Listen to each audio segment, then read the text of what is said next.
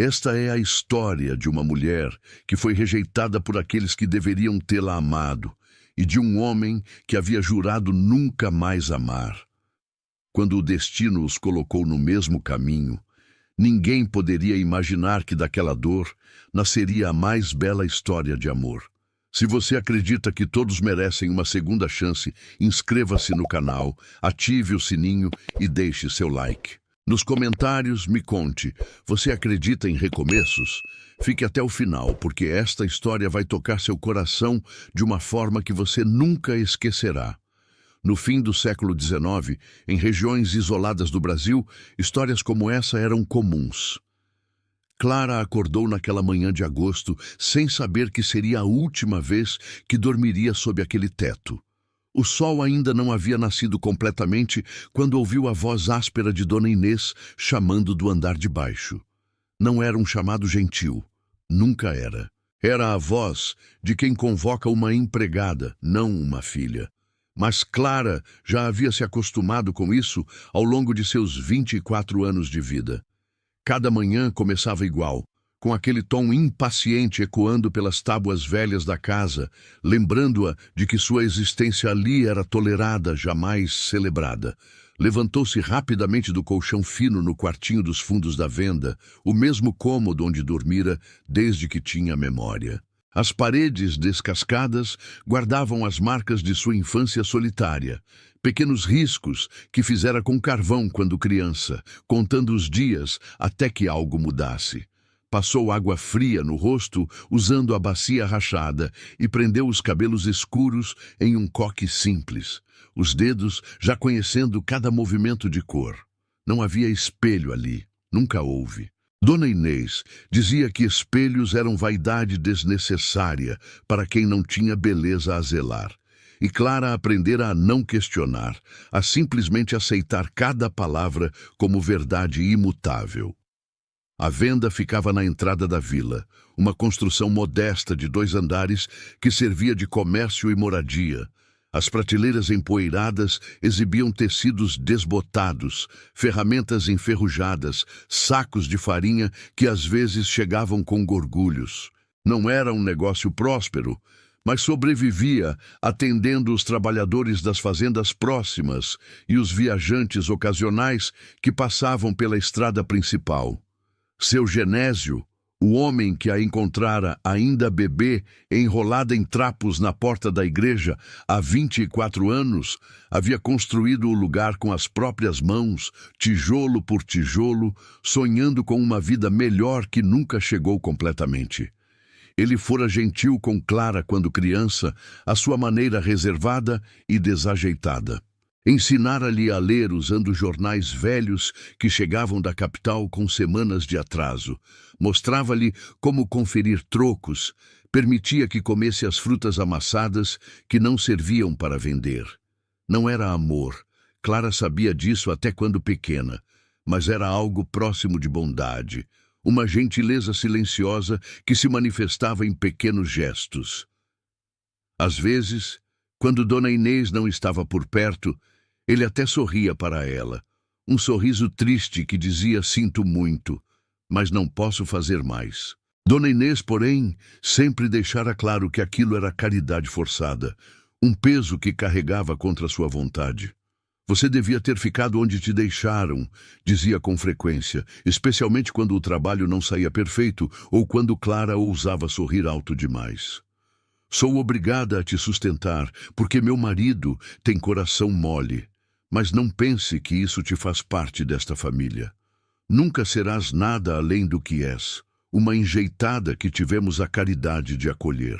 Clara crescera sabendo que não pertencia ali, que cada refeição era uma dívida impossível de pagar. Cada pedaço de teto sobre sua cabeça, uma generosidade que deveria ser retribuída com trabalho dobrado, silêncio perpétuo e gratidão infinita. Aprendera a ser invisível, a antecipar necessidades antes que fossem verbalizadas, a desaparecer nos cantos quando havia visitas, a nunca pedir nada, jamais reclamar, sempre agradecer. Sua vida inteira fora uma longa tentativa de justificar o espaço que ocupava no mundo. e mesmo assim nunca era suficiente.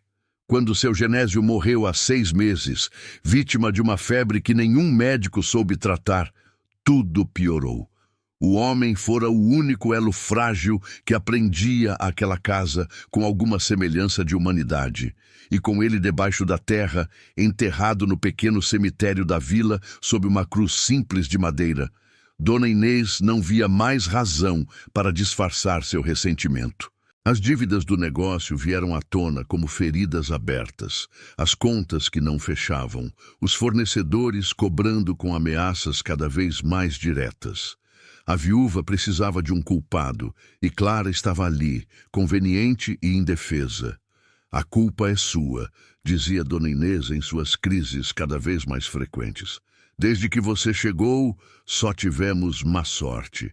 Meu marido ficou doente cuidando de você quando bebê. Gastamos dinheiro que não tínhamos. E agora, olhe onde estamos. Você é um peso, sempre foi, um fardo que carrego sem merecimento. Clara ouvia em silêncio, encolhida, desejando poder desaparecer de verdade, dissolver-se no ar como a fumaça do fogão a lenha. Desceu as escadas de madeira rangente e encontrou Dona Inês na cozinha, o rosto vincado pela amargura de quem passara a vida inteira insatisfeita. A mulher tinha pouco mais de 50 anos, mas parecia carregar o peso de 80. Cabelos grisalhos presos em um coque apertado demais.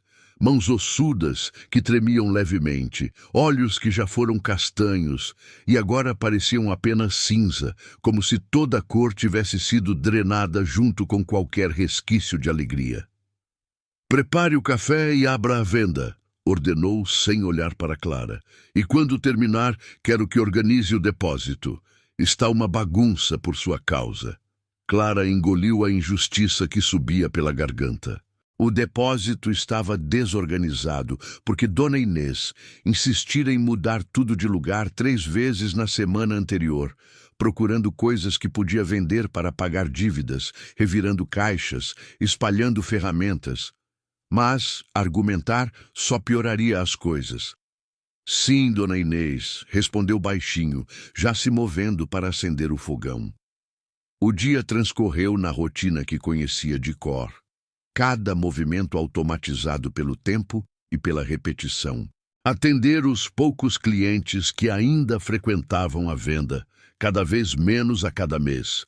Limpar as prateleiras que acumulavam poeira mais rápido do que mercadorias. Organizar o que não tinha organização possível. Cozinhar com os ingredientes mais baratos. Servir sem esperar agradecimento. Dona Inês passava as horas sentada na cadeira de balanço perto da janela, suspirando alto o suficiente para que Clara ouvisse, comentando sobre como a vida tinha sido injusta com ela. Meu marido me deixou só, com dívidas que não posso pagar, com um negócio que afunda, e ainda por cima com você para sustentar, mais uma boca inútil.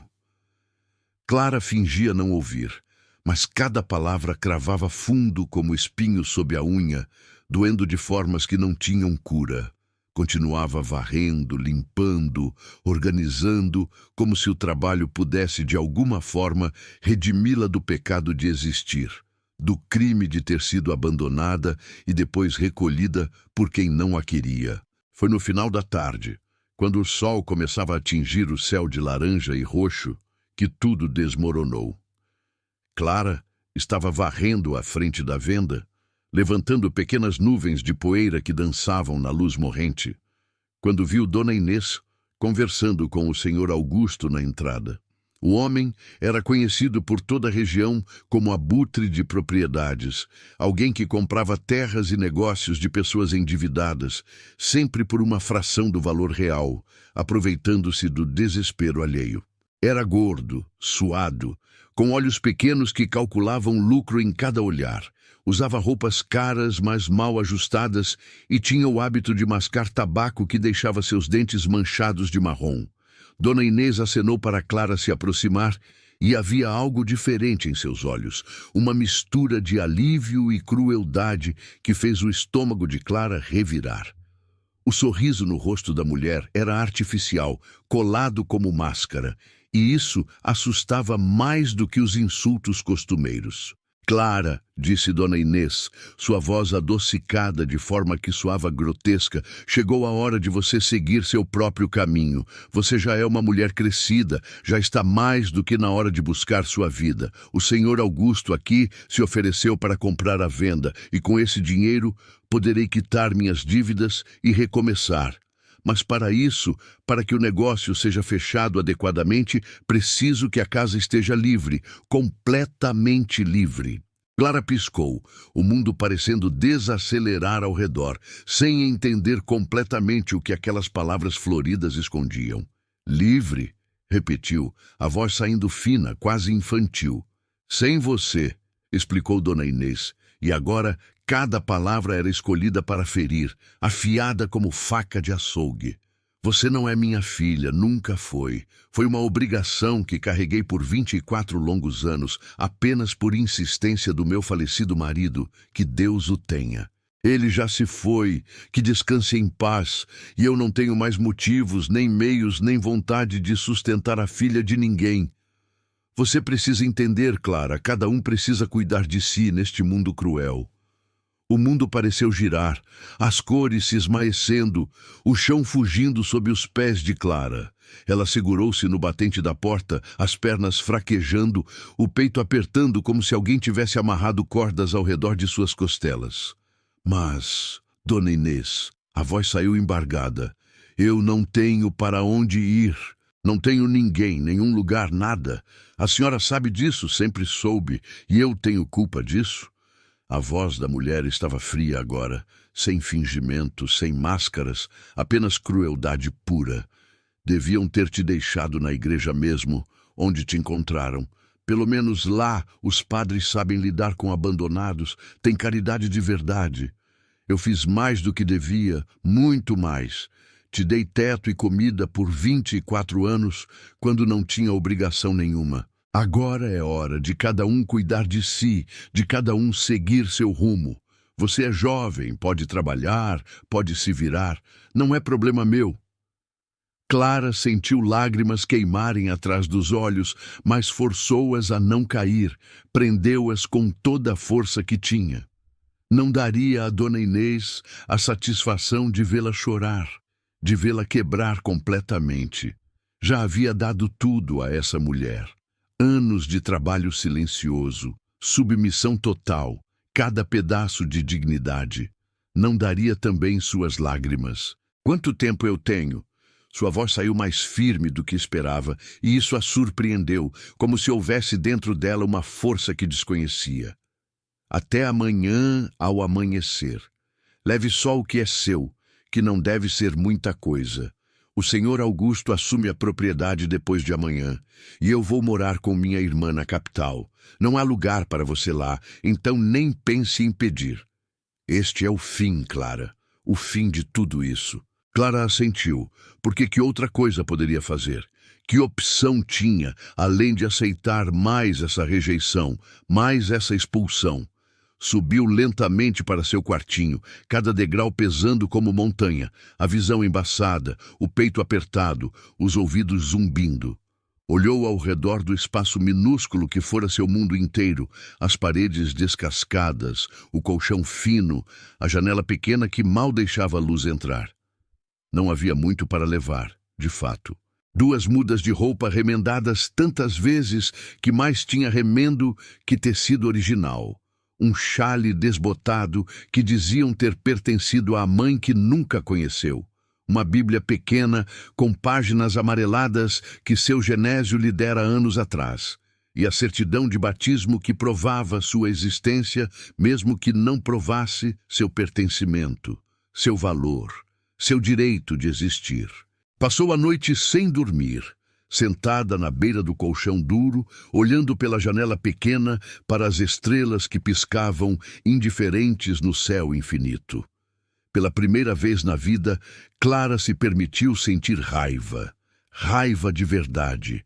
Não apenas a resignação mansa que cultivara durante anos.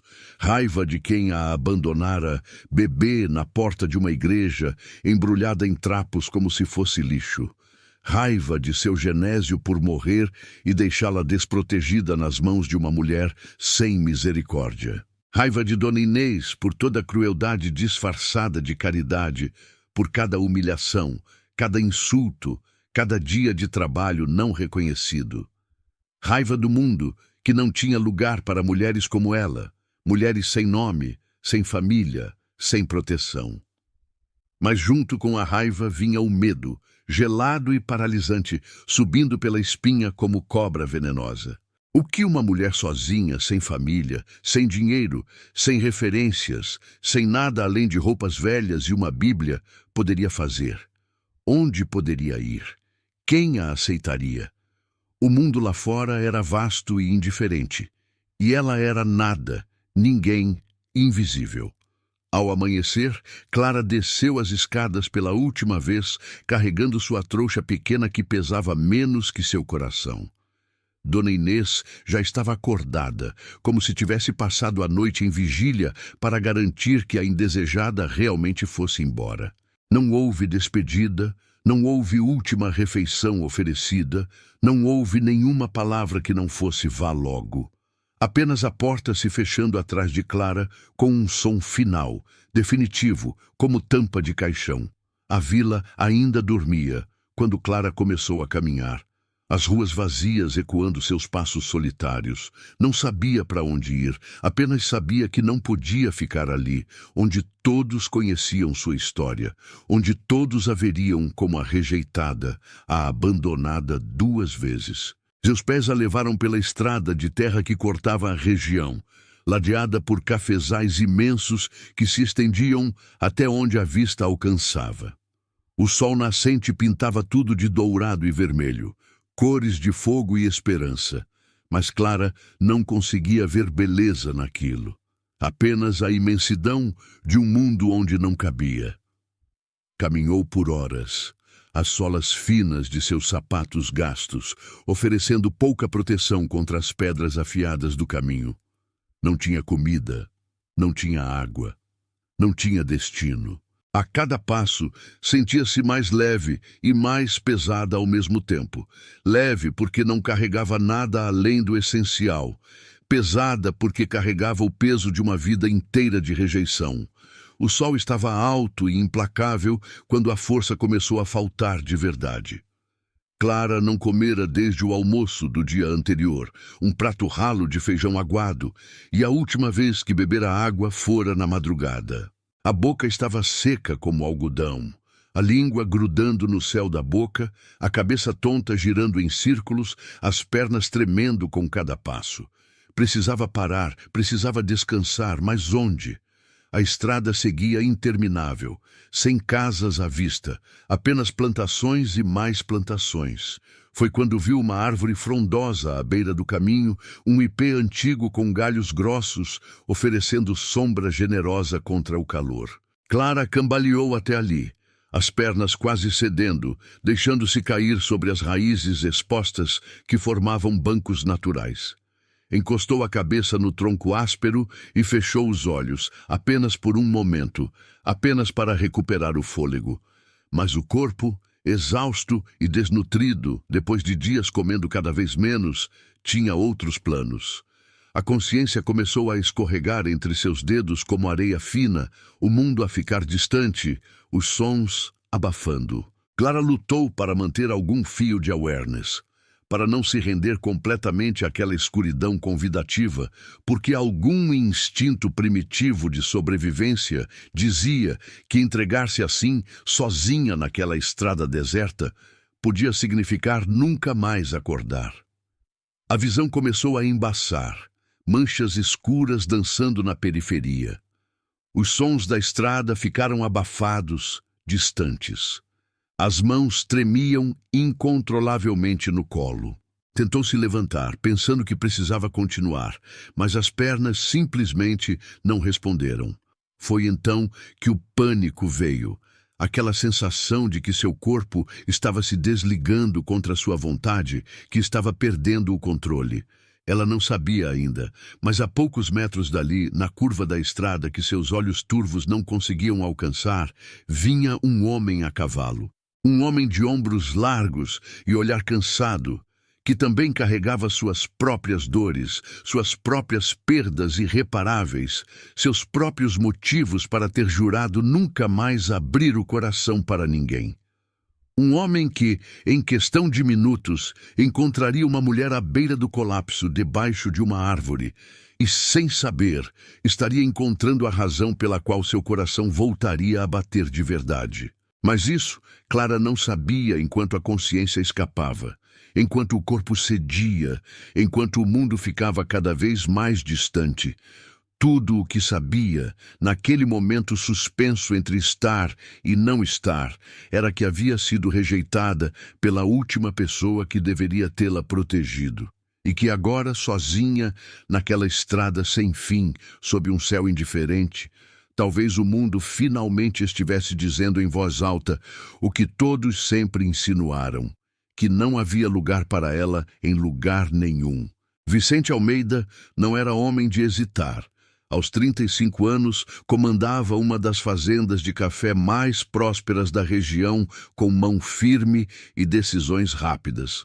Mas naquela tarde de agosto, quando viu o vulto encostado na árvore à beira da estrada, algo dentro dele travou por um segundo antes de agir. Talvez fosse apenas um trabalhador descansando. Talvez fosse um bêbado dormindo a ressaca. Talvez não fosse nada que devesse preocupá-lo. Mas então o vulto se mexeu levemente, um movimento fraco demais para ser de alguém apenas descansando. E Vicente puxou as rédeas do cavalo, desviando da rota que o levaria direto para casa. Aproximou-se devagar, os cascos do animal levantando pequenas nuvens de poeira alaranjada. Foi apenas quando estava a poucos metros que percebeu ser uma mulher, jovem pelo que podia ver, com roupas simples cobertas de pó da estrada. Estava sentada de forma torta contra o tronco, a cabeça inclinada num ângulo que parecia desconfortável. Uma trouxa pequena largada ao lado, como se tivesse escapado de suas mãos. Vicente desmontou, amarrando o cavalo rapidamente, e se aproximou com cautela. "Moça", chamou, mantendo distância respeitosa. "A senhora está bem?" Clara ouviu a voz como se viesse de muito longe, atravessando camadas de algodão que envolviam sua consciência. Tentou abrir os olhos, mas a luz do sol era agressiva demais, perfurando suas pálpebras como agulhas. Conseguiu apenas um gemido baixo, movendo a cabeça levemente. Vicente franziu a testa, dando mais um passo à frente. Agora que estava mais perto, via melhor. A mulher tinha os lábios rachados e esbranquiçados, sinal claro de desidratação severa. As mãos que descansavam no colo tremiam com espasmos involuntários. O rosto estava pálido demais, suado demais, e havia olheiras profundas sob os olhos fechados. "Moça", ele repetiu, agora mais firme, mais próximo, "precisa acordar. Precisa me dizer o que aconteceu." Clara forçou os olhos a abrir e o mundo surgiu desfocado, manchas de luz e sombra que demoraram a se formar em algo reconhecível. Quando finalmente conseguiu focar, viu um homem agachado à sua frente. Alto, ombros largos, cabelos escuros levemente grisalhos nas têmporas, olhos de um castanho profundo que a observavam com algo entre preocupação e desconfiança. Usava roupas de montaria de boa qualidade, botas de couro bem cuidadas, e havia nele um ar de autoridade natural de quem estava acostumado a mandar e ser obedecido. "Água." Clara conseguiu sussurrar, a voz saindo rouca, quase inaudível. "Por favor, água." Vicente não hesitou desta vez. Voltou até o cavalo, pegou o cantil de couro que sempre carregava preso à sela e retornou, ajoelhando-se ao lado dela. "Devagar", disse, inclinando o cantil até seus lábios. "Beba devagar ou vai passar mal." Clara obedeceu, cada gole parecendo despertar células que haviam começado a desistir. A água estava morna, mas para ela era melhor que qualquer vinho, melhor que qualquer coisa que já havia provado. Bebeu com avidez, até que Vicente afastou gentilmente o cantil. Chega por agora, mas daqui a pouco. Ele a estudou com atenção clínica, notando cada detalhe, a palidez excessiva, os tremores, a fraqueza muscular evidente. Há quanto tempo está sem comer? Clara tentou pensar, mas o tempo havia se tornado confuso, elástico. Desde ontem, acho. Talvez mais, não sei ao certo. E sem beber? Bebi de manhã cedo, antes de sair. Faz horas. Vicente calculou mentalmente. O sol estava começando a descer. Deviam ser umas 4 da tarde. Se ela saíra de manhã cedo e não bebera nada além de água ao amanhecer, eram pelo menos 8, 9 horas sob aquele sol de agosto, sem nada no estômago. Você precisa de cuidados médicos, ele disse, a voz carregando preocupação genuína, mas também praticidade. Não posso deixá-la aqui. A vila mais próxima fica a 3 léguas daqui, e você não tem condições de chegar até lá caminhando. Clara tentou se levantar, uma tentativa automática de provar que estava bem, que não era fardo, mas as pernas simplesmente não responderam. Ficou ali, frustrada, envergonhada, sentindo lágrimas de humilhação ameaçarem cair. Eu consigo, mentiu, a voz falhando. Só preciso descansar mais um pouco e eu consigo continuar. Consigo ver que não consegue. Vicente levantou-se tomando uma decisão. Minha fazenda fica a meia légua daqui. Vou levá-la até lá. Minha governanta pode cuidar de você, dar comida adequada, um lugar para se recuperar. Clara sentiu o pânico subir. Não, não posso. Eu não posso aceitar caridade de estranhos. Já fui peso demais para quem me acolheu. Não posso.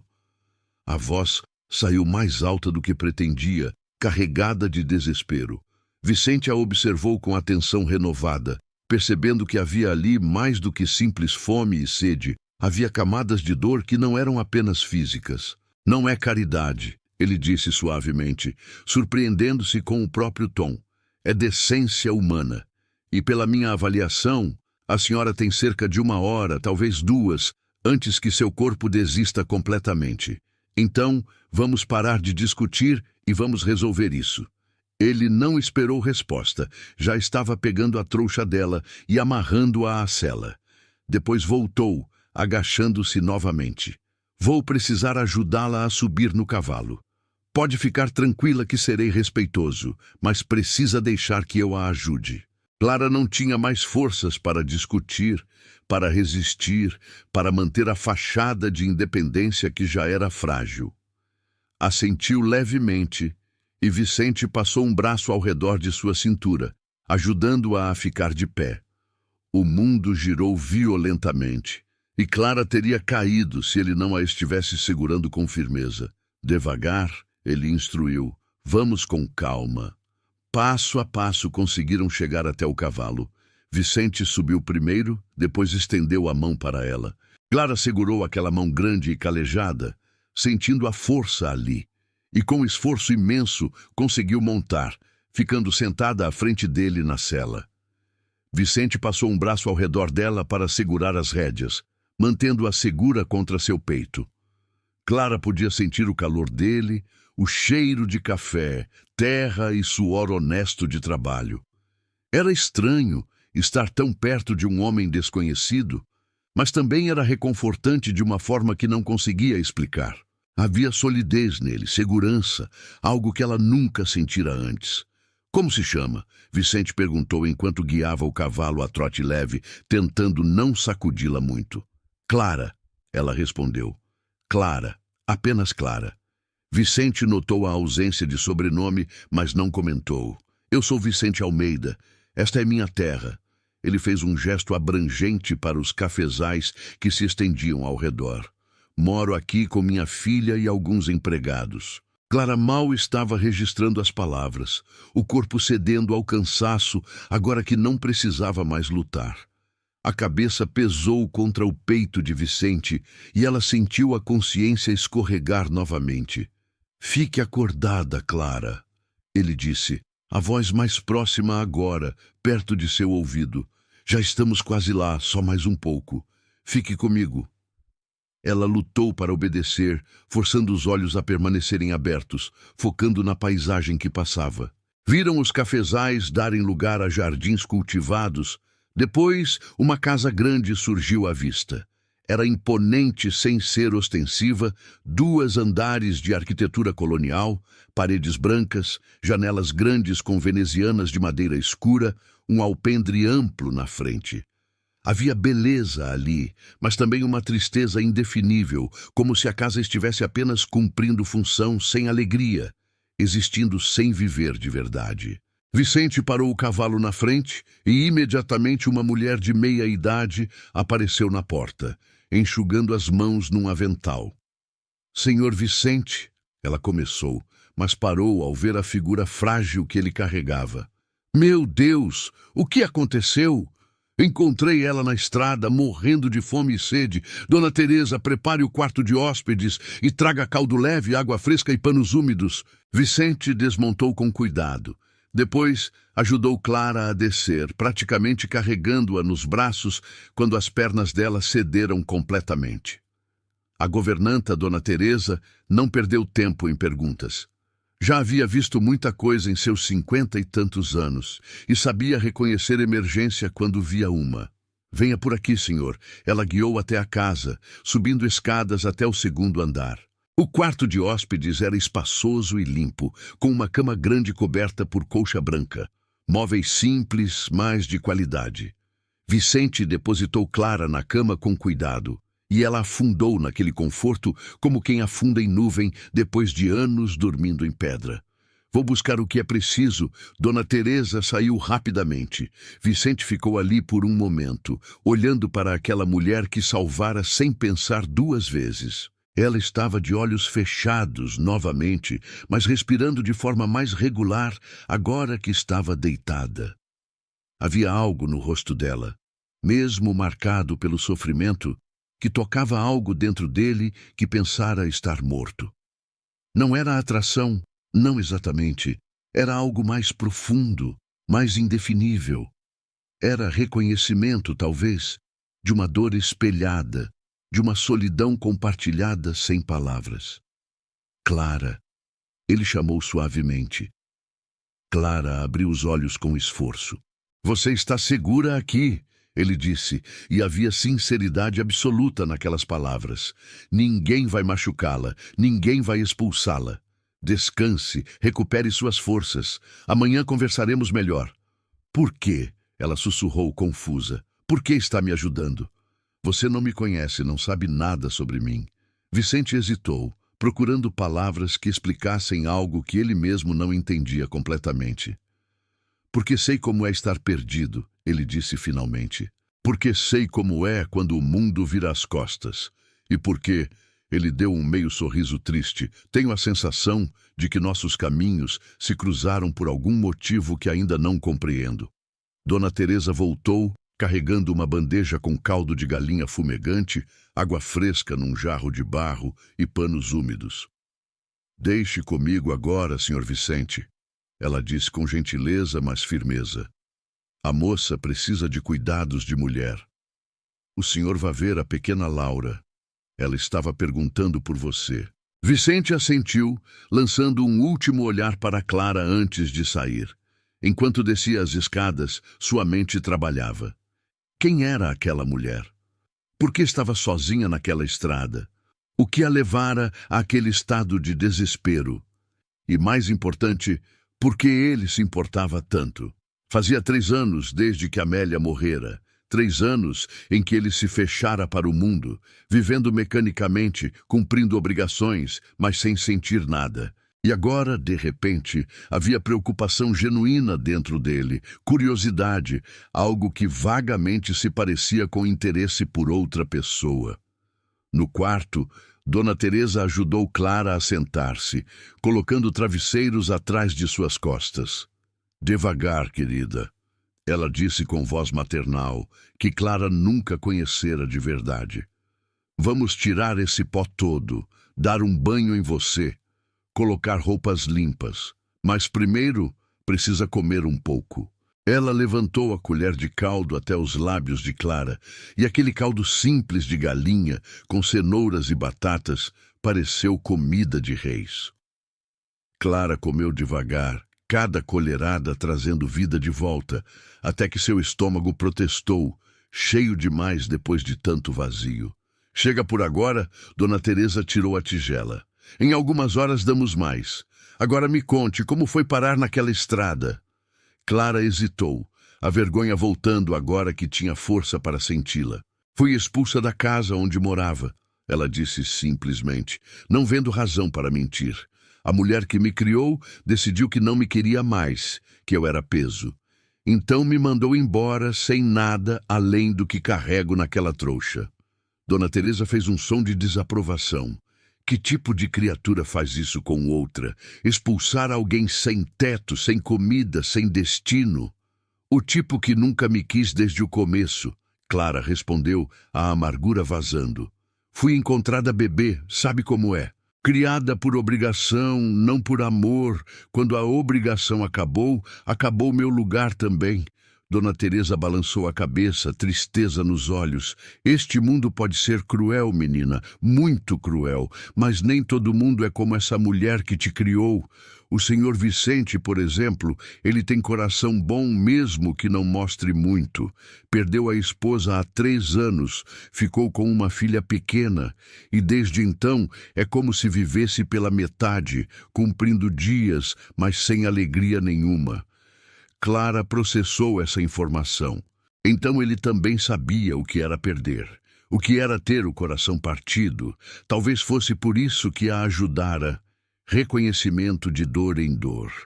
Dona Teresa ajudou-a a se lavar com os panos úmidos, tirou as roupas empoeiradas e vestiu nela uma camisola limpa que devia ser da governanta.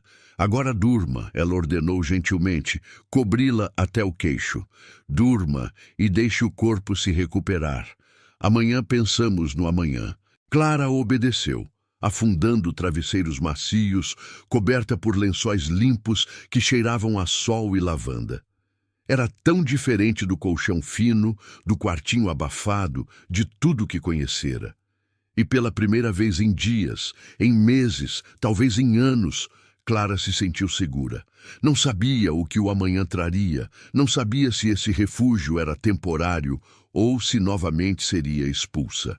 Mas naquele momento, naquela cama macia, naquela casa estranha, sob os cuidados de pessoas que não lhe deviam nada, Clara dormiu. E sonhou não com pesadelos de rejeição, mas com algo vago e dourado que não conseguia nomear, mas que se parecia estranhamente com esperança. No andar de baixo, Vicente entrou no quarto de sua filha. Laura estava sentada na cama, uma menina pequena de 3 anos com cachos escuros e olhos grandes que eram cópia perfeita dos de Amélia. "Papai!" ela gritou, estendendo os bracinhos. "Você demorou!" Vicente pegou a filha no colo, beijando sua testa. "Desculpe, pequena, tive um imprevisto." Laura se aconchegou contra ele e Vicente sentiu a pontada familiar de dor e amor misturados. Essa menina era tudo o que restara de Amélia, a última prova de que aquele amor havia sido real, havia existido, havia importado. "Você está triste de novo, papai?" Laura perguntou com a percepção assustadora que crianças às vezes têm. Vicente forçou um sorriso. Não, não estou triste. Só cansado." Laura tocou o rosto dele com a mãozinha gordinha. "Você sempre está cansado. E triste. Mas finge que não está." Vicente não soube o que responder, porque ela estava certa. "Vamos ler uma história?" Ele desviou, pegando o livro ilustrado na mesinha de cabeceira. Laura assentiu animada, e ele começou a ler sobre princesas e dragões, sua voz monótona transformando aventuras em tarefas. Enquanto lia, seus pensamentos voltavam para a mulher no quarto de hóspedes. Clara. Havia nela algo que o intrigava, que tocava algo que ele acreditara estar permanentemente adormecido. Não era desejo, ele se dizia firmemente. Era apenas curiosidade humana, compaixão natural. Mas no fundo, numa parte que não queria examinar muito de perto, Vicente sabia que havia mais. Havia conexão, havia reconhecimento, havia o início de algo que não sabia nomear e não tinha certeza se queria explorar. Porque abrir o coração novamente significava arriscar quebrá-lo novamente. E Vicente não tinha certeza se sobreviveria a uma segunda perda. Era mais seguro permanecer na superfície das emoções, cumprir seus dias, criar sua filha, tocar a fazenda. Era mais seguro não sentir nada profundo, nada real, nada que pudesse doer. Mas enquanto colocava Laura para dormir, beijando sua testa e apagando a lamparina, Vicente não conseguia parar de pensar na mulher do quarto de hóspedes. E alguma parte dele, pequena mas insistente, sussurrava que talvez segurança fosse superestimada. Que talvez viver pela metade não fosse realmente viver. Que talvez, apenas talvez, aquele encontro na estrada fosse o universo dando a ambos uma segunda chance que não sabiam que precisavam. Clara acordou lentamente, como quem emerge de um sono profundo demais. A primeira coisa que percebeu foi o conforto. Não o colchão fino e irregular que conhecera a vida inteira, mas algo macio, acolhedor, que parecia abraçar seu corpo cansado. A segunda coisa foi o cheiro lavanda e sabão, limpo e fresco de uma forma que nunca experimentara. Abriu os olhos devagar, piscando contra a luz suave que entrava por janelas grandes com cortinas de renda branca. Levou alguns segundos para entender onde estava. O quarto era espaçoso, com móveis de madeira escura polida, paredes pintadas de um creme suave, um tapete felpudo ao lado da cama. Era tão diferente de tudo que conhecia que por um momento pensou estar sonhando, ou pior, que havia morrido naquela estrada, e aquilo era algum tipo de além gentil demais para alguém como ela merecer. Bom dia. Uma voz suave veio da cadeira perto da janela. Clara virou a cabeça rapidamente, o movimento fazendo sua visão girar levemente. Dona Teresa estava ali, bordando algo, um sorriso maternal no rosto enrugado. Como se sente? Com sede, Clara respondeu, a voz saindo rouca e confusa. Muito confusa. Dona Teresa levantou-se, enchendo um copo de água de um jarro na mesinha de cabeceira. Beba devagar. Você dormiu quase um dia inteiro. Seu corpo precisava muito. Clara bebeu em pequenos goles, a água fresca descendo como bênção. Onde estou? Como cheguei aqui? Na fazenda do Sr. Vicente Almeida. Ele a encontrou na estrada ontem, quase desmaiando de fome e sede.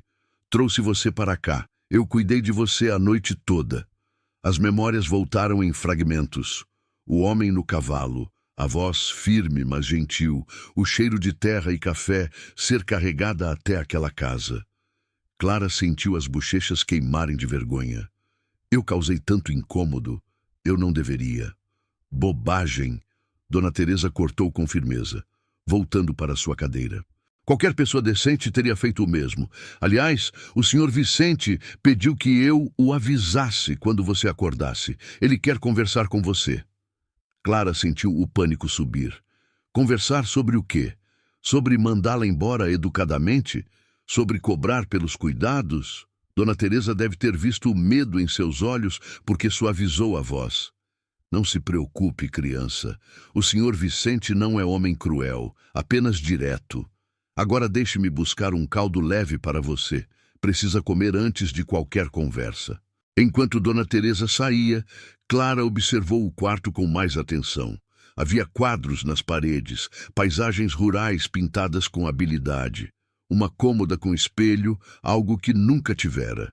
Roupas limpas dobradas sobre uma cadeira, não as suas, mas de boa qualidade. Alguém havia cuidado dela com atenção genuína, e isso era tão estranho, tão diferente de tudo que conhecia, que não sabia como processar. Dona Teresa voltou com uma bandeja, um caldo de galinha fumegante que fez o estômago de Clara roncar alto. Devagar, a governanta alertou, servindo com uma colher. Seu estômago não vai gostar se você comer rápido demais. Clara obedeceu, cada colherada, trazendo força de volta ao corpo. Dona Teresa, ela perguntou hesitante, por que o senhor Vicente me ajudou? Ele não me conhece, não sabe nada sobre mim. Podia ter apenas passado direto. A governanta suspirou, baixando a colher. O senhor Vicente é um bom homem que passou por muita dor. Perdeu a esposa há 3 anos no parto, ficou com uma filha pequena, que é frágil de saúde. Desde então, é como se vivesse pela metade, cumprindo obrigações, mas sem alegria nenhuma. Talvez viu em você algo que o tocou, uma chance de fazer diferença quando se sente tão impotente em sua própria dor. Clara processou isso, imaginando o peso que aquele homem carregava. Ele tem uma filha? Quantos anos? 3 anos, a pequena Laura. Linda como um anjo, mas temperamento difícil. Teve várias governantas e cuidadoras, nenhuma durou muito. A menina rejeita qualquer figura que lembre uma mãe, e ao mesmo tempo claramente precisa de uma. É uma situação complicada. Antes que Clara pudesse responder, bateram na porta. Dona Teresa abriu e Vicente entrou. À luz do dia, Clara pôde vê-lo melhor. Era alto, ombros largos de quem trabalhava com as mãos, cabelos escuros com fios grisalhos prematuros, olhos castanhos profundos que carregavam cansaço antigo. Usava roupas simples, mas de boa qualidade. E havia nele uma autoridade natural que não precisava ser imposta. Senhorita Clara, ele cumprimentou formalmente, ficando de pé perto da porta. É bom vê-la acordada e melhor. Senhor Vicente, Clara tentou se sentar mais ereta na cama. Eu não sei como agradecer. O senhor salvou minha vida e eu não tenho como retribuir. Não precisa retribuir nada, ele disse, mas havia algo em sua voz, uma hesitação, como se houvesse mais a dizer. Dona Teresa, pode nos dar licença? A governanta assentiu, saindo e fechando a porta, deixando-os a sós.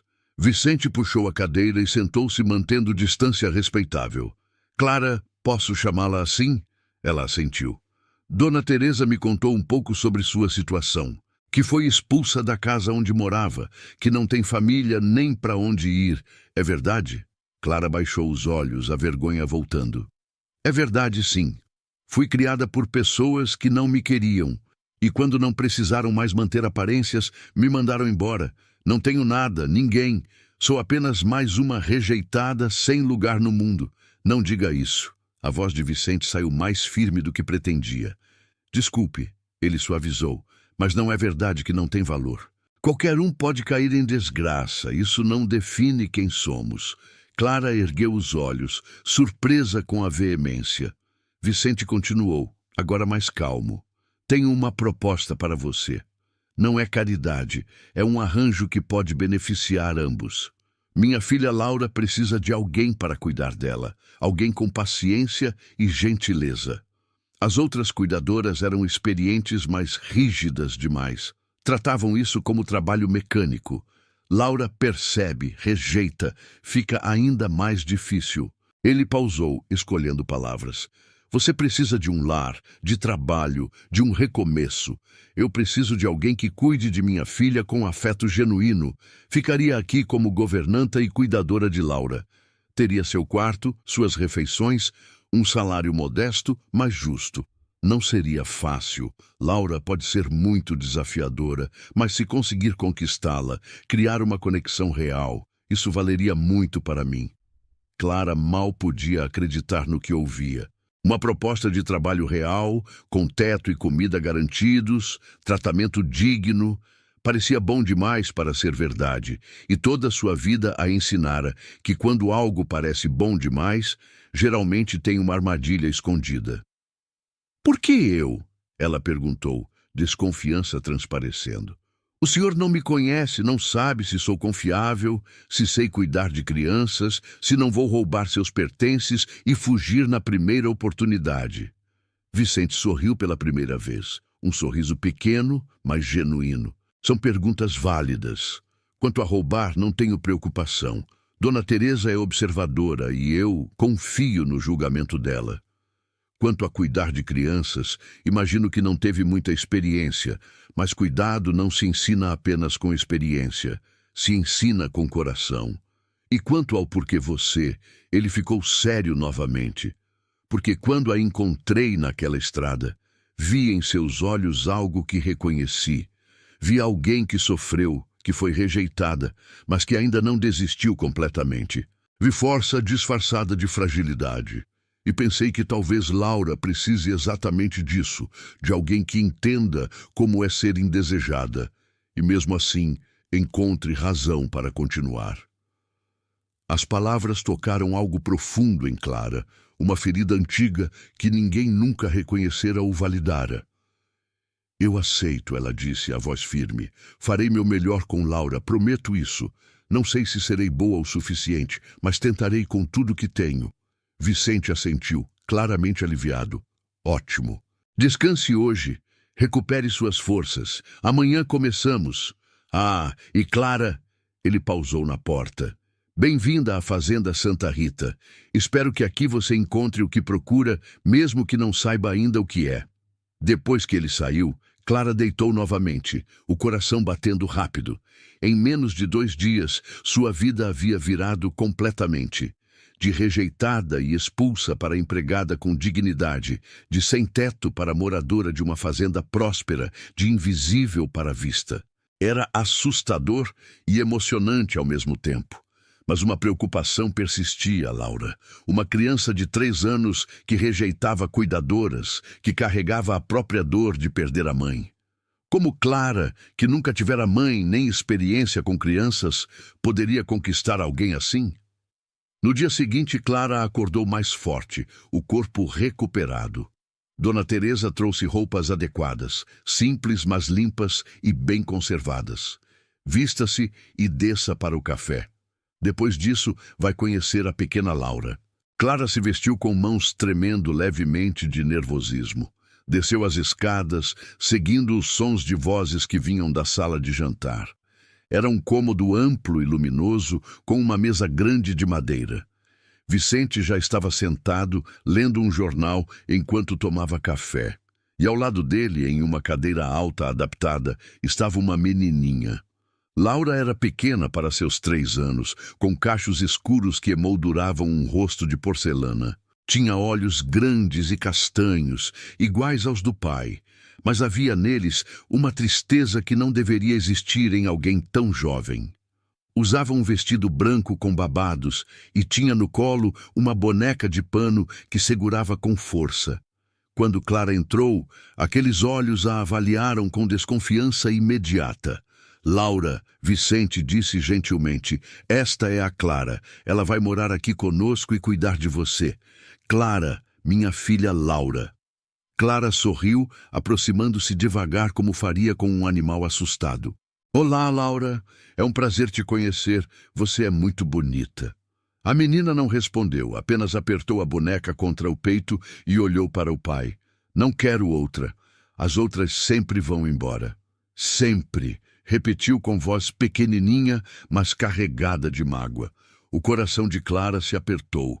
Essa criança conhecia rejeição, abandono, mesmo que de forma diferente da sua.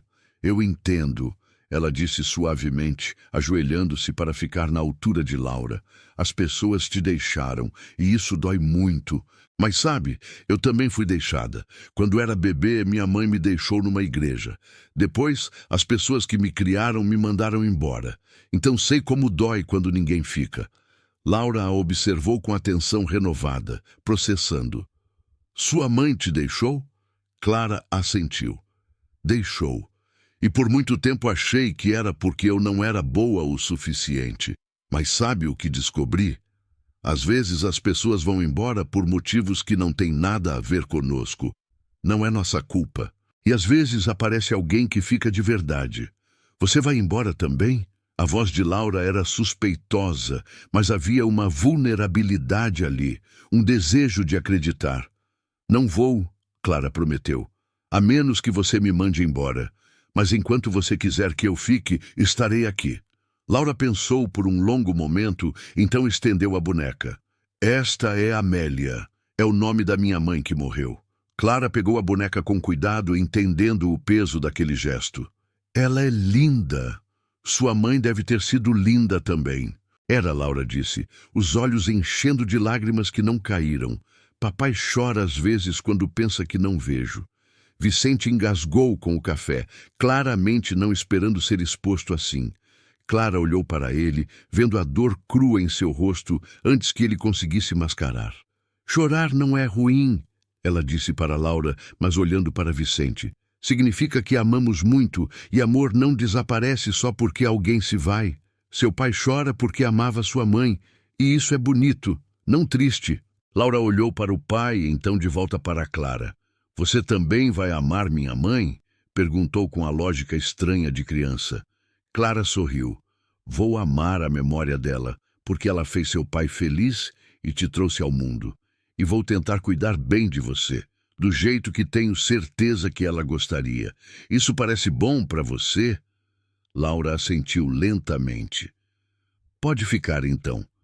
Mas se for embora como as outras, vou ficar muito brava. Combinado? Clara estendeu a mão.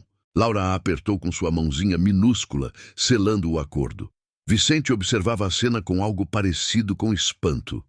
Em 5 minutos, Clara fizera o que nenhuma outra cuidadora conseguira em semanas: criar uma conexão genuína com Laura. Os dias seguintes trouxeram rotina nova. Clara acordava cedo, ajudava nos preparativos do café, depois passava a manhã com Laura. Brincavam no jardim, quando o sol não estava forte demais, ou dentro de casa com os brinquedos que a menina tinha em abundância, mas aos quais dava pouca atenção.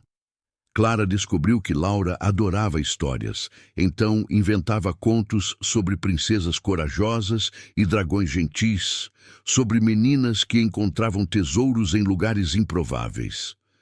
Laura ouvia fascinada, fazendo perguntas, pedindo detalhes, e aos poucos sua carapaça de desconfiança rachava. Começou a sorrir mais, a pedir colos, a procurar Clara quando acordava de pesadelos. E Clara, que nunca tivera alguém dependendo dela emocionalmente, descobriu que havia naquilo uma satisfação profunda, um propósito que transcendia a sobrevivência. Vicente observava de longe, mantendo distância respeitosa, mas atenta. Via a filha florescer sob os cuidados de Clara, e algo dentro dele, adormecido há 3 anos, começava a despertar. Não era atração física, não ainda, mas reconhecimento, admiração, gratidão por ver Laura finalmente feliz. 2 semanas após a chegada de Clara, durante o jantar, Laura anunciou: Clara vai ser minha nova mãe. O silêncio que se seguiu foi pesado. Vicente tossiu, desconfortável. Laura, querida, Clara é sua cuidadora, não sua mãe. Mas pode ser, Laura insistiu com teimosia. As mães cuidam dos filhos, dão colo, contam histórias. Clara faz tudo isso. Então pode ser minha mãe. Clara sentiu o rosto esquentar, não sabendo como responder, sem magoar a menina nem desrespeitar a memória de Amélia. Laura, ela disse gentilmente, sua mãe foi uma pessoa muito especial que seu pai amou muito. Ninguém pode substituí-la, e eu nunca tentaria. Mas posso ser como, ela procurou palavras, como uma tia muito dedicada, alguém que cuida de você, te ama, mas não tenta ser sua mãe de verdade. Laura pensou, então assentiu relutante. Tia Clara, então. Mas a melhor tia do mundo. A melhor tia do mundo. Clara concordou aliviada. Vicente lhe lançou um olhar de gratidão pela delicadeza. Mas o comentário de Laura plantou uma semente, em ambos, uma possibilidade que nenhum dos dois estava pronto para examinar ainda. Foi na 3ª semana que as coisas começaram a mudar de verdade. Vicente voltava dos campos mais cedo, juntando-se a Clara e Laura para o lanche da tarde. Participava das histórias, adicionando detalhes engraçados que faziam Laura rir. Sua presença deixou de ser apenas paterna e distante, tornou-se parte da dinâmica, parte daquela família improvisada que estavam formando sem perceber. Clara começou a notar coisas. Como Vicente sorria quando pensava que ninguém via. Como seus olhos se demoravam nela às vezes, uma expressão indefinível cruzando seu rosto, como encontrava desculpas para estar nos mesmos cômodos que ela. E percebia também suas próprias reações, como seu coração acelerava quando ele entrava na sala, como buscava sua aprovação inconscientemente, como pensava nele antes de dormir. Era perigoso, ela sabia, era inadequado. Ele era seu empregador, ela sua empregada. Ele amara profundamente e perdera tragicamente. Ela não tinha nada a oferecer além de trabalho dedicado. Mas o coração não entendia de lógica ou propriedade. E alguma coisa estava crescendo entre eles, algo terno e assustador ao mesmo tempo. Foi Dona Teresa quem notou primeiro. Via os olhares roubados, os sorrisos compartilhados, a forma como ambos se iluminavam na presença um do outro. E se preocupou, porque conhecia também os perigos, as complicações, o que a sociedade diria sobre um barão do café se envolver com uma empregada sem família, nem posses. Mas antes que pudesse dizer qualquer coisa, uma carruagem elegante chegou à fazenda numa tarde de setembro. Dela desceu uma mulher na casa dos 30, linda de forma convencional, com roupas caras e ar de quem estava acostumada a ser admirada. Júlia Andrade, irmã de Amélia e viúva recente, vinha fazer uma de suas visitas periódicas. Júlia sempre tivera interesse em Vicente, mesmo quando a irmã era viva. Agora, viúva e sem amarras, via uma oportunidade. Mas quando entrou na casa e viu Clara brincando com Laura, viu como Vicente olhava para elas com expressão suave. Algo torceu dentro dela. Ciúme, possessividade, ameaça. Vicente, ela cumprimentou efusivamente, beijando ambas as bochechas. Como você está? E Laura, minha sobrinha querida? Ela ignorou Clara completamente, como se fosse parte da mobília. Vicente fez as apresentações formais. Júlia, esta é Clara, a nova governanta e cuidadora de Laura. Clara, Júlia é irmã de minha falecida esposa. Júlia deu um sorriso frio, olhando Clara de cima a baixo, outra governanta. Quantas já foram, Vicente? 5, 6? Espero que esta dure mais que as anteriores. Havia veneno nas palavras, disfarçado de preocupação gentil. Clara vai ficar, Laura declarou, agarrando a mão de Clara. Ela me ama de verdade. As outras não amavam. Que fofo, Júlia disse, mas os olhos eram de gelo. Crianças se apegam tão facilmente, não é? E se desapegam também. Vicente sentiu a tensão. Júlia, você vai ficar para o jantar? Claro, por isso vim. Temos muito que conversar, muitas decisões importantes sobre o futuro. Ela lançou um olhar significativo para Clara ao dizer isso, deixando claro que futuro não incluía empregadas. O jantar foi desconfortável. Júlia monopolizava a conversa, lembrando constantemente de Amélia, de como eram próximas, de como ninguém conhecia Vicente tão bem quanto ela. Lançava farpas sutis sobre Clara, questionava suas qualificações, insinuava que Laura parecia pálida, talvez não estivesse sendo bem cuidada. Vicente defendia Clara educadamente, mas firmemente, o que só aumentava a animosidade de Júlia. Quando Laura foi dormir, Júlia finalmente revelou suas intenções. Vicente, precisamos conversar seriamente. Você está sozinho há 3 anos, Laura precisa de uma figura materna adequada. E eu, bem, também estou sozinha. Amélia gostaria que eu cuidasse de vocês. Sempre fomos próximos, você e eu. Faz sentido, não acha?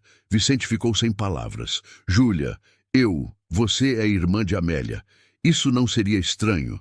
Estranho seria você se envolver com alguém completamente inadequado. Ela olhou significativamente para a direção onde Clara havia ido. Alguém sem posição, sem família, sem nada a oferecer além de cuidados básicos. Você precisa pensar em Laura, em seu futuro, na reputação desta família. As palavras atingiram como flechas envenenadas. Vicente percebeu que Júlia vira o que ele mal admitia para si mesmo, que estava começando a sentir algo por Clara. E pior, Ela estava tocando em medos reais, preocupações legítimas sobre propriedade social e futuro de Laura. Júlia, eu agradeço sua preocupação, mas minhas decisões sobre minha vida e de Laura são minhas. Não estou procurando substituir Amélia, e certamente não estou procurando complicar as coisas com... Ele parou, percebendo a armadilha. Com nada, completou fracamente. Júlia sorriu, sabendo que havia plantado dúvida. Apenas pense no que disse. Amélia confiaria em mim com sua família. Pode confiar nisso. E com isso, ela se retirou para o quarto de hóspedes, deixando Vicente atormentado com pensamentos que não queria ter. No corredor, escondida nas sombras, Clara havia ouvido tudo, e pela primeira vez desde que chegara, questionou se ficar era realmente o certo. Se seu crescente afeto por Vicente não era inadequado. Se Júlia não tinha razão, que Laura merecia mais do que uma governanta sem passado. Talvez amar de longe fosse seu destino, sempre. Talvez pertencer nunca fosse realmente possível para alguém como ela. Os dias seguintes à chegada de Júlia foram de tensão crescente. A mulher não partiu após uma noite como seria esperado de uma visita cortês, mas prolongou sua estadia com desculpas variadas. Precisava supervisionar alguns assuntos da herança de Amélia. Queria passar mais tempo com a sobrinha. A viagem de volta era cansativa demais para fazer com pressa. Mas todos sabiam a verdade. Ela estava ali para marcar território, para garantir que Clara entendesse seu lugar e para reconquistar Vicente.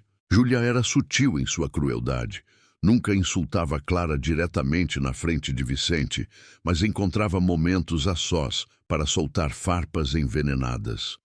Uma manhã, encontrou Clara arrumando flores no hall. Que arranjo interessante, comentou com desdém estudado. Claro que alguém de sua origem não teria aprendido sobre arranjos florais adequados.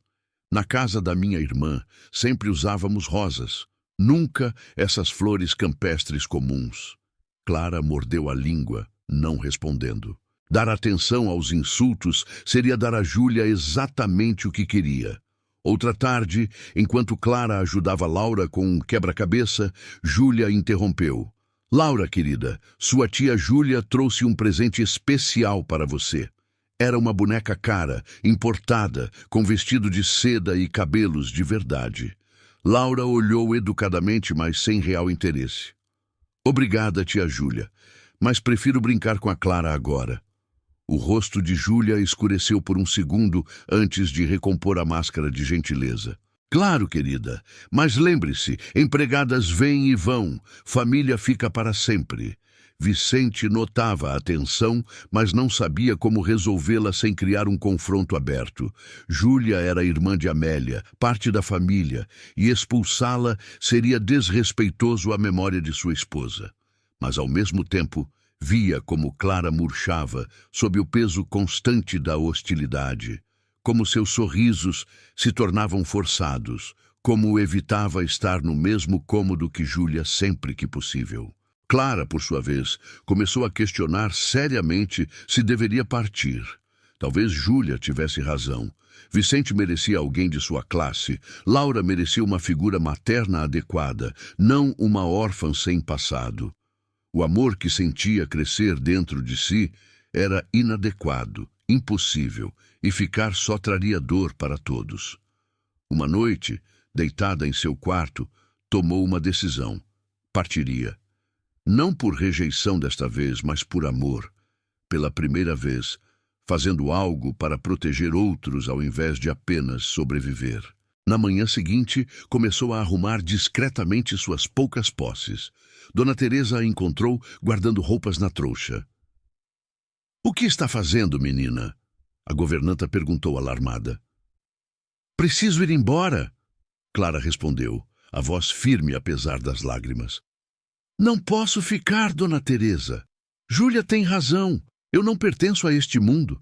Estou causando problemas, criando tensões. Vicente e Laura merecem paz, não complicações." "Bobagem!" Dona Teresa fechou a porta, aproximando-se. Você é a melhor coisa que aconteceu nesta casa em 3 anos. Laura está feliz pela primeira vez desde que a mãe morreu. O senhor Vicente sorri de verdade novamente. E você acha que deve ir embora porque uma mulher amarga e invejosa está plantando veneno? Clara, você é mais forte que isso. Não sou forte, Clara soluçou. Sou apenas uma mulher sem nome, sem família, sem valor. Como posso competir com alguém como Júlia? Como posso ser o que eles precisam? Sendo exatamente quem você é, Dona Teresa segurou seus ombros. Quem disse que precisa competir? Você já conquistou o que importa, o coração daquela menina, e se não estou enganada, do pai dela também. O resto é medo, e medo nunca construiu nada de bom. Mas e se eu ficar e tudo der errado? E se ele escolher Júlia? E se Laura me perder e sofrer ainda mais? E se você partir e nunca souber o que poderia ter sido? Dona Teresa retrucou. Clara, eu vi muita coisa na vida e posso te dizer uma verdade. O arrependimento por não tentar dói muito mais que o arrependimento por ter tentado e falhado. Fique, lute, deixe-os escolher, mas dê a eles a chance de escolher você. As palavras tocaram algo profundo em Clara. Toda sua vida havia sido definida por outros, rejeitada por outros, moldada por vontades alheias. Talvez fosse hora de parar de fugir, de aceitar a narrativa que outros escreviam sobre ela. Talvez fosse hora de lutar pelo que queria, mesmo que a batalha parecesse impossível. Vou ficar, ela disse finalmente. Vou ficar e deixar que decidam. Mas se Vicente escolher Júlia, vou partir com dignidade, não com amargura. Dona Teresa sorriu, aliviada. Essa é a Clara que eu conheço. Agora desarrume essa trouxa e desça para o café. Tem uma menininha esperando por você. Clara obedeceu, descendo com determinação renovada. Encontrou Laura já sentada à mesa e Vicente lendo correspondências. Júlia chegou minutos depois, perfumada e impecavelmente vestida, lançando um sorriso triunfante para Clara, como se já tivesse vencido. Vicente, querido, Júlia começou. Pensei que poderíamos dar um passeio a cavalo hoje, como fazíamos antigamente. Lembra das nossas cavalgadas com Amélia? Eram tempos tão felizes. Preciso trabalhar hoje, Vicente respondeu sem erguer os olhos das cartas. A colheita está próxima e há muito a organizar. Mas Júlia não desistia facilmente. Então, esta noite, um jantar especial. Apenas nós dois. Podemos falar sobre o futuro, sobre possibilidades. Vicente finalmente a olhou, e havia algo em seus olhos que Clara não conseguiu decifrar. Júlia, acho que precisamos ter uma conversa. Clara sentiu o estômago apertar. Lá vinha. A escolha, a decisão que mudaria tudo. Sim, precisamos, Júlia concordou confiante. Há muito tempo desejo ter essa conversa. Dona Teresa, pode levar Laura para o jardim? Vicente pediu. E Clara, você também pode ficar. Isso te diz respeito. Júlia franziu a testa, confusa e irritada. Vicente, assuntos de família não devem ser discutidos na frente de empregados. Clara não é apenas uma empregada. Vicente se levantou, sua voz firme. Ela se tornou parte desta casa, parte desta família. E você precisa entender isso, Júlia. Agora vamos para a sala. Tenho coisas a dizer que não podem mais esperar. Na sala, Vicente ficou de pé perto da janela, olhando para os cafezais antes de falar. Júlia, você é irmã de Amélia e sempre terá um lugar especial em nossas vidas por causa disso. Mas preciso ser completamente honesto com você. Não tenho, e nunca terei, sentimentos românticos por você. A Amélia era minha esposa, meu amor, e quando ela morreu, pensei que aquela parte de mim havia morrido também. Júlia empalideceu, mas tentou interromper. Vicente, você está confuso, ainda de luto. Não estou confuso. Ele cortou gentilmente, mas com firmeza. Estou, pela primeira vez em 3 anos, vendo as coisas claramente. Amélia se foi, e nada que eu faça trará ela de volta. Posso honrar sua memória, ensinar Laura sobre quem ela foi, mas não posso viver como fantasma pelo resto da vida. E você, Júlia, merece alguém que te ame pelo que é, não por ser irmã de quem eu amei. Mas nós faríamos sentido, Júlia protestou, a compostura começando a rachar. Mesma classe, mesma educação, mesma família. Laura me conhece, me aceita. E eu? Ela olhou para Clara com desprezo. Eu não sou alguma qualquer sem nome ou sobrenome que apareceu do nada. Cuidado com suas palavras. A voz de Vicente ficou perigosa. Clara tem mais nobreza em uma unha do que muitos, com sobrenomes pomposos, têm no corpo inteiro. Ela salvou minha filha de uma solidão que eu não sabia como curar. Ela trouxe luz de volta para esta casa. E sim, Júlia, eu tenho sentimentos por ela. Sentimentos que não planejei, não busquei, mas que não posso mais negar. O mundo parou para Clara. Ele acabara de confessar sentimentos por ela, na frente de Júlia, arriscando escândalo e julgamento social. Vicente se virou para ela agora, seus olhos intensos. Clara, eu sei que isso é inadequado por todos os padrões convencionais. Você trabalha para mim, a diferença de classe, a sociedade falaria. Mas percebi algo nas últimas semanas.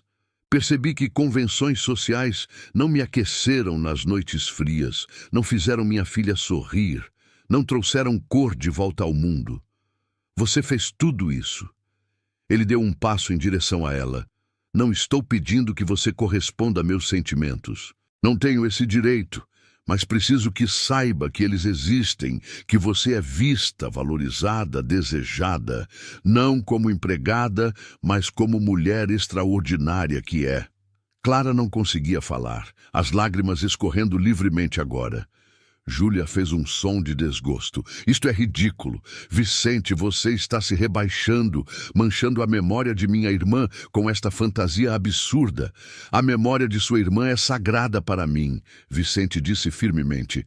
Mas minha irmã não está mais aqui, e eu estou. Laura está, Clara está. E precisamos viver, não apenas existir em reverência a um passado que não volta. Amélia não gostaria de me ver assim, preso, sozinho, incapaz de seguir em frente. Ela a amava demais para desejar isso para mim. Júlia viu que perdera. Sua estratégia de manipulação, suas tentativas de diminuir Clara, tudo falhara contra a determinação de Vicente. Muito bem, ela disse, a voz gelada. Vejo que não sou bem-vinda aqui. Faça sua escolha vergonhosa. Mas não venha pedir minha ajuda quando a sociedade virar as costas, quando as portas começarem a se fechar, quando Laura sofrer as consequências de sua imprudência. E com isso, Júlia saiu da sala em passos furiosos, subindo para fazer suas malas. O silêncio que se seguiu foi pesado. Clara finalmente encontrou sua voz. Vicente, você não precisava fazer isso. Não precisava arriscar tanto por mim. Precisava. Ele se aproximou mais. Porque percebi algo fundamental, Clara. Medo de escândalo, de julgamento, de convenções quebradas, tudo isso é pequeno comparado ao medo de viver o resto da vida sem tentar, sem saber o que poderíamos ser juntos. Mas e Laura? E sua posição? E tudo que você construiu? Laura te ama. Qualquer um com olhos vê isso. Minha posição é baseada em trabalho e caráter, não em quem escolho amar. E o que construí não vale nada se não tiver com quem compartilhar. Ele pegou suas mãos. Clara, não estou pedindo uma resposta agora. Sei que isso é muito, muito rápido, mas estou pedindo que considere a possibilidade de que você pertence aqui, comigo, com Laura, não como empregada, mas como parte desta família de verdade. Eu tenho medo, Clara confessou. Medo de não ser suficiente, de te decepcionar, de Laura me perder e sofrer. Medo de que você se arrependa quando a sociedade começar a cobrar. Todos esses medos são válidos, Vicente admitiu. Mas posso te dizer o que me assusta mais? A ideia de você partir, A ideia de não tentar, a ideia de em 10 anos olhar para trás e me arrepender de ter deixado o medo decidir por mim. Clara olhou para aquele homem, forte e vulnerável ao mesmo tempo, oferecendo não apenas seu coração, mas sua vida inteira, sua reputação, seu futuro. E percebeu que Dona Teresa tinha razão. O arrependimento por não tentar seria insuportável. Eu também tenho sentimentos por você, ela disse, a voz tremendo. Tentei negar, tentei sufocar, porque achava impossível, inadequado. Mas você me faz sentir vista, valorizada, como se finalmente tivesse lugar no mundo. E isso me aterroriza e me emociona ao mesmo tempo. Então nos aterroriza juntos. Vicente sorriu. Aquele sorriso genuíno que Clara amava. Devagar, ele se inclinou, dando-lhe tempo para recuar se quisesse, mas ela não recuou. Seus lábios se encontraram em um beijo suave, carregado de promessa e possibilidade, de medo e coragem misturados. Era o primeiro beijo de Clara, e era perfeito em sua imperfeição, tímido e profundo ao mesmo tempo. Quando se separaram, ouviram uma voz pequena vinda da porta. Vocês vão se casar, então? Laura estava ali, Dona Teresa atrás dela tentando sem sucesso parecer que não estava observando. Vicente riu, pegando a filha no colo. O que você acha disso, pequena? Acho bom, Laura declarou. Assim, Clara vira minha mãe de verdade, não só minha tia. E eu sempre quis uma mãe que ficasse. Clara estendeu os braços e Laura praticamente pulou do colo do pai para o dela. Vou ficar, ela prometeu beijando a testa da menina. Para sempre, se vocês me quiserem. Queremos, Laura e Vicente disseram ao mesmo tempo e todos riram, a tensão finalmente quebrando em algo parecido com alegria pura.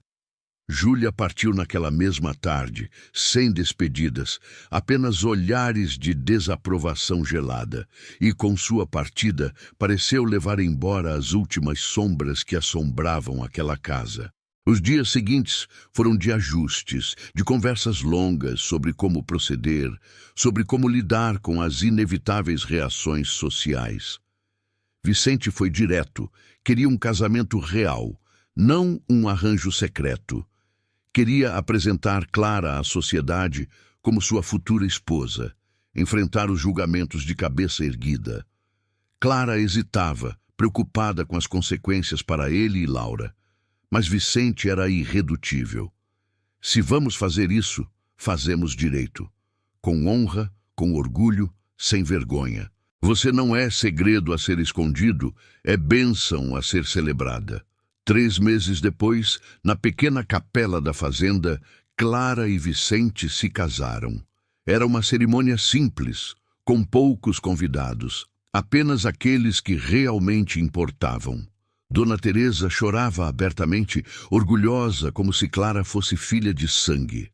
Laura era da minha, levando as alianças com seriedade adorável. E alguns vizinhos, aqueles que conheciam Vicente há anos e respeitavam seu caráter, compareceram para testemunhar e abençoar. Clara usava um vestido simples, mas bonito, que Dona Teresa ajudara a costurar. Não tinha família para entregá-la no altar, mas quando começou a caminhar sozinha, Laura soltou a mão de Dona Teresa e correu para segurá-la.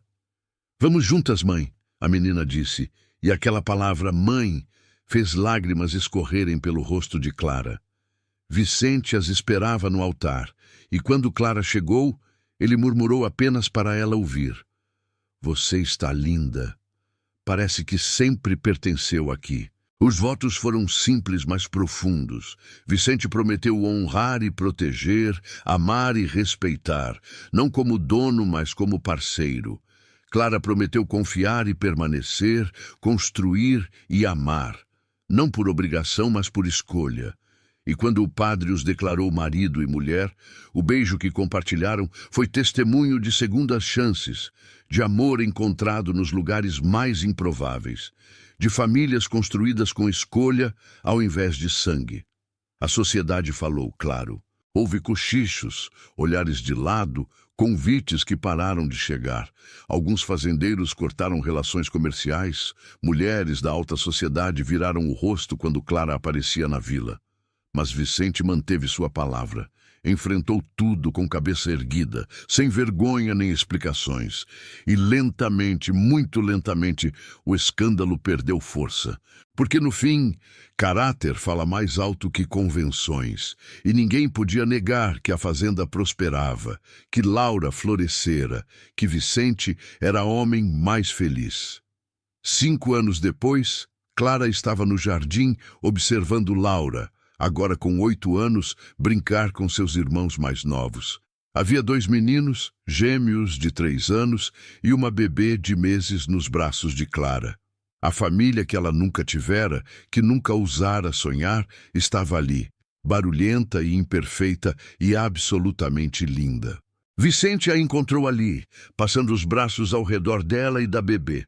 "Em que está pensando?" ele perguntou, beijando seu pescoço. "Em como a vida é estranha", ela respondeu, encostando-se nele.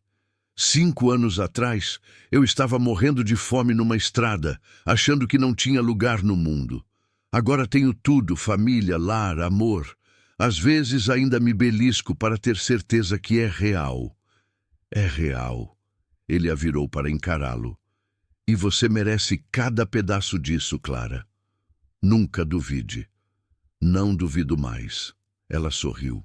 Você, Laura, as crianças, vocês me ensinaram que pertencer não é sobre de onde viemos, mas sobre quem escolhemos ser e quem nos escolhe de volta. Laura correu até eles, ofegante e sorridente. "Mãe, pai, posso dar nome aos novos potros, por favor?" "Claro, querida", Clara respondeu, passando a bebê para Vicente e pegando a mão de Laura.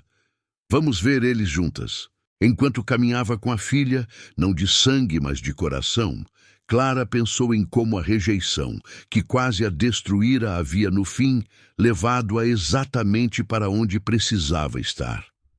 Às vezes, pensou, o amor chega quando paramos de procurar por ele e começamos a viver apesar de sua ausência. E quando chega, transforma tudo, cura feridas antigas, constrói futuros que pareciam impossíveis. Naquela noite, depois que todas as crianças dormiam, Vicente e Clara sentaram na varanda, observando as estrelas como faziam frequentemente. "Tem algum arrependimento?" ele perguntou, segurando sua mão. "Nenhum", ela respondeu honestamente. "E você? Só de não ter te encontrado antes." Mas talvez, ele refletiu, precisávamos das dores que tivemos para valorizar o que encontramos. Talvez Amélia e seus pais, todos que te feriram, fossem parte de um caminho tortuoso que precisava ser percorrido para te trazer até aqui. Clara pensou nisso. Não justificava as crueldades, não apagava as dores, mas dava algum sentido a elas. "Talvez", ela concordou. "E talvez seja por isso que prometo todos os dias que nossas crianças nunca sentirão o que senti, que sempre saberão que têm lugar, que são amadas, que pertencem incondicionalmente." "Elas sabem", Vicente a puxou para mais perto, "porque tem você como mãe. E eu", ele beijou sua testa, "tenho você como esposa, parceira, amor da minha vida. Como tive tanta sorte." "Não foi sorte", Clara disse suavemente. "Foi escolha. Você escolheu me ver quando eu era invisível. Escolheu me valorizar quando eu era descartável. Escolheu me amar quando eu achava não merecer amor. E eu escolhi confiar, escolhi ficar, escolhi acreditar que talvez, apenas talvez, eu merecesse algo bom." Vicente sorriu no escuro. "Então, seguimos escolhendo.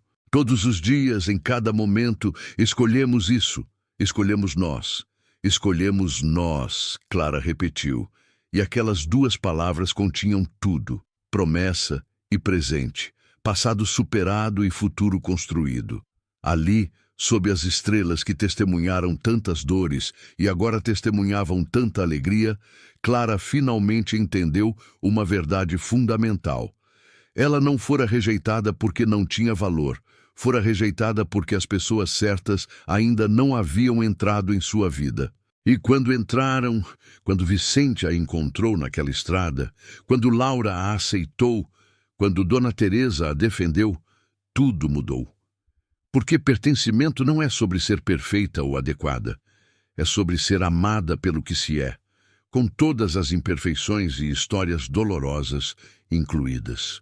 E naquela fazenda, cercada por cafezais que floresciam, por filhos que riam, por um marido que a escolhia todos os dias, Clara finalmente pertencia. Não por ter mudado quem era, mas por ter encontrado quem a amasse exatamente como era. E esse, descobriu, era o único tipo de pertencimento que importava, o que vinha não de esforço desesperado por aceitação, mas de amor livremente dado e recebido. A rejeição moldara quem ela era, mas o amor definira quem se tornara. E a mulher que se tornara era forte, amada, e finalmente completamente em paz. E assim, Clara, a menina que foi encontrada e rejeitada, a mulher que não tinha nada além de sua coragem, encontrou não apenas um lar, mas uma família que a escolheu todos os dias. Vicente aprendeu que o coração tem espaço infinito, que amar novamente não apaga o passado, apenas honra o presente. E Laura descobriu que mães não são apenas aquelas que nos dão a luz, mas aquelas que escolhem nos amar incondicionalmente. Às vezes, as histórias mais bonitas nascem das maiores dores, e os amores mais verdadeiros florescem quando paramos de procurar aprovação e começamos a aceitar quem realmente somos. Se esta história tocou seu coração, compartilhe com alguém que precisa acreditar em recomeços. E lembre-se, você também merece ser escolhido, ser amado, pertencer. Até a próxima história.